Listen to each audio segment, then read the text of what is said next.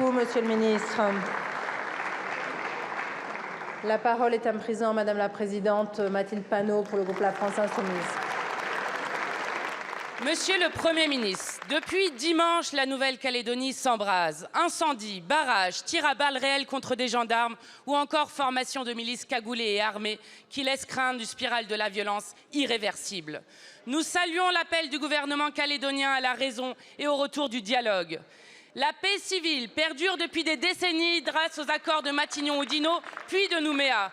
Cette paix est précieuse et fragile, car c'est sur les vieilles cicatrices que se réouvrent les nouvelles blessures. Les violences actuelles nous ramènent 40 ans en arrière.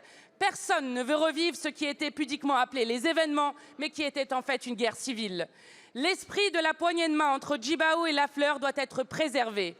Depuis qu'Édouard Philippe ne gère plus le dossier, les mauvaises décisions s'accumulent. Maintien coûte que coûte du 3e référendum en plein deuil coutumier kanak qui a délégitimé le résultat et a discrédité la parole de l'État. Relégation du dossier du Premier ministre au ministre des Outre-mer puis de l'Intérieur. Dépôt unilatéral d'un projet de loi constitutionnelle. Désormais, c'est à vous, Monsieur le Premier ministre, qu'en incombe la responsabilité.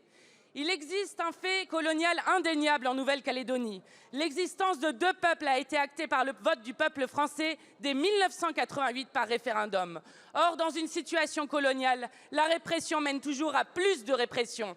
Rien n'était imprévisible, mais le pire peut encore être évité. Demain, la Nouvelle-Calédonie ne doit pas, après un vote passé en force, se réveiller à feu et à sang. Personne ne veut de mort en Calédonie.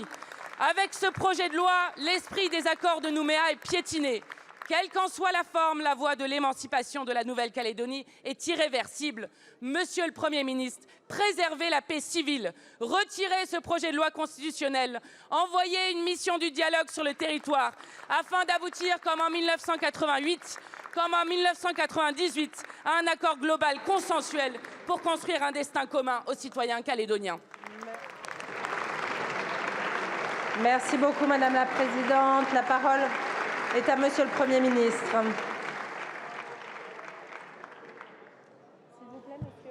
S'il vous plaît, monsieur.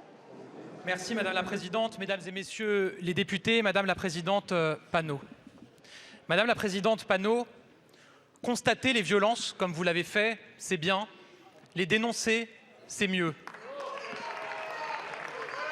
Encore une fois, pas un mot pour dénoncer ces violences et ces agressions qui sont intervenues.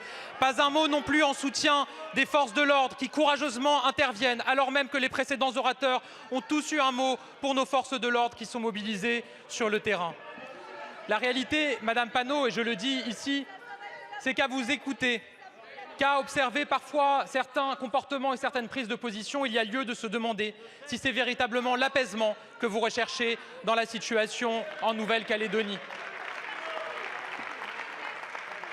J'ai eu l'occasion de le dire tout à l'heure.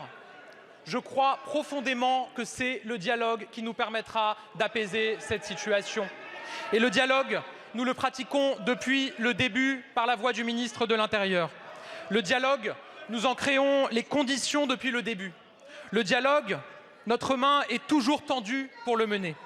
Et le dialogue, Madame la Présidente Panot, c'est ce que nous voulons pour trouver une solution politique globale. Pas une solution politique qui convienne seulement à certains, Madame Panot, une solution pour toutes et pour tous. C'est pourquoi le Président de la République a annoncé, je le redis ici, qu'il invitait l'ensemble des acteurs et des parties prenantes à une rencontre ici. C'est pourquoi, je l'ai indiqué tout à l'heure, le Congrès ne sera pas réuni immédiatement après l'examen de ce texte qui doit aller à son terme. C'est pourquoi nous proposons aux dirigeants calédoniens de les réunir pour discuter et bâtir ensemble l'avenir de la Nouvelle-Calédonie. Nous faisons le choix du dialogue et nous le ferons toujours. Merci beaucoup, Monsieur le Premier ministre.